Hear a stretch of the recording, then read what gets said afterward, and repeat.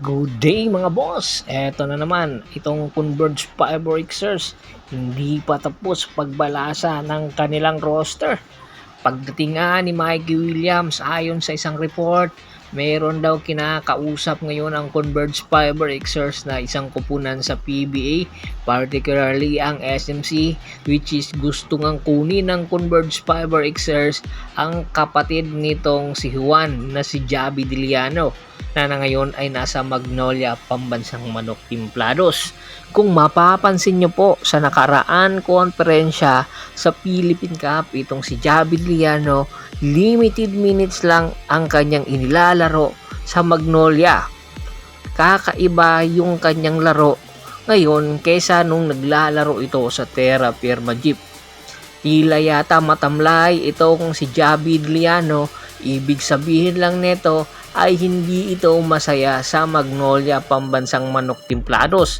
Lalong-lalo na ngayong paparating na Commissioner's Cup, tiyak ang kanyang minuto ay mababawasan palalo dahil nga merong import. Etong si Javi, isa ito sa mga sharpshooter ng Magnolia Pambansang Manok Timplados. Marami ang nagsasabi yung minuto ni Aris Dionisio siya ang kumain, pero hindi po, dahil mayroon pong nakikita ang iba sa coaching staff na hindi nga si Javi ang paborito, kundi etong si Yuchin Andrada ang nagagamit mismo ni L.A. Tenorio, dahilan para yung minuto nitong si Javi ay unti-unting bumaba. Kaya ngayon pa lang ay bago pa maubusan or bumaba ang kalidad nitong si Javi, gusto nang kunin ito ng Converge Fiber Xers dahil nga sa kakulangan neto or sa kakulangan nila ng shooter. Sa pagkawala nga po nitong si Kevin Racal, naghahanap ang Converge Fiber Xers ng mga off-the-bench players na makakatulong at magpapalalim palalo sa kanilang lineup. Kaya aabangan natin yan. Samantala, kahapon pinag-usapan natin itong si Cedric Berfield na nagkaka-interest nga ang Barangay Ginebra San Miguel.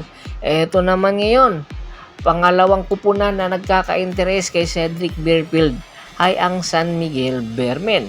Ayon nga sa isang ulat, mismo ang San Miguel ang nakikipag-ugnayan ngayon sa Blackwater Bossing para sa serbisyo nitong si Cedric Berfield.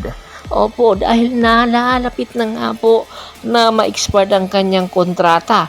Kaya ngayon pa lang, bago pa ma-expired, ay sasaluhin na ng San Miguel Bearmen ang kanyang kontrata. Pagpapalalim at pagpaplano po ng San Miguel sa future. Ito po yung nakikita nilang superstar na magdadala sa kanila papunta sa next level, dahil nga si Junmar Fajardo unti-unti nang nagkakaedad at unti-unti na rin itong bumababa ang kalidad.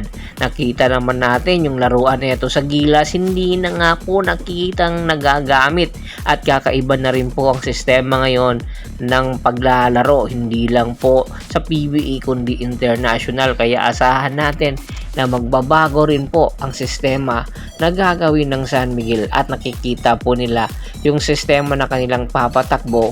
Ito yung pangungunahan, si Cedric Berfield. Ang tanong na lang, papayag ba ang Blackwater Bossing, which is ang Blackwater Bossing ay isa sa mga farm team ng MVP Group. Kaya bang pakawalan ng Blackwater Bossing at ni Josildo C itong si Cedric?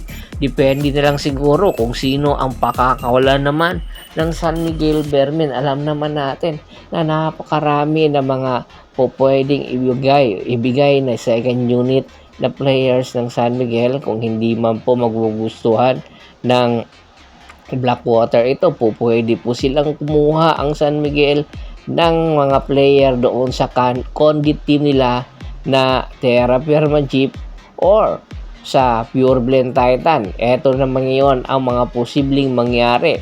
Pwede rin future picks. Depende po yan sa negotiation na magaganap sa Converge, rather sa San Miguel, at syempre dito sa Blackwater Bossing na napapabalita pong ibebenta rin daw nila ang prangkisa. Depende po sa mangyayaring negotiation.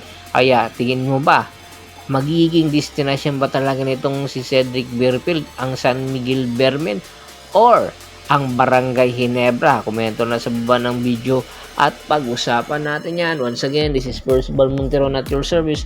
Don't forget to subscribe my sports channel at don't forget to click the notification bell button para nga po maging updated palagi sa kwentuhan. At bago pa man natin tapusin ang ating kwentuhan, shoutout muna tayo sa mga solid na followers na lagi pong sumusuporta sa atin kay Kagawad Kat sa kinudukusin ng Hagaw na Bulacan, Anthony Lucky Alon at sa Lucky Alon family, Ornel Belches, Ricky Lanza ng Ricky Rider TV ng Tansa Cavite.